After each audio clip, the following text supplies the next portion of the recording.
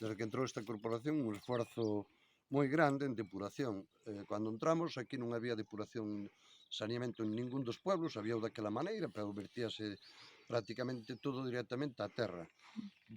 Fixemos saneamentos en todos e cada un dos núcleos do Concello de Riós, que che falo de 34 núcleos de población. Sí. Fixemos ren nova e depuración nova.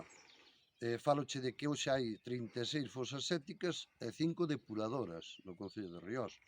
Que se necesita mellorar despois de 20 anos? Evidentemente, claro que necesitamos, peso e o transmitimos á Confederación moitas veces, e a Consellería de Infraestructuras tamén, que temos deficiencias como todos os concellos da comarca, que se necesita mellorar. Evidentemente, estamos todos de acordo, peso transmitimos as necesidades que nós temos do Concello, que basicamente é mellorar algunha depuración, Mm. sobre todo de algúns pueblos que ten as fosas xa moi anticuadas e funcionan bastante daquela maneira, que non Sí. funcionan correctamente. Entón, o ideal sería cambiarse a un método máis moderno de depuración.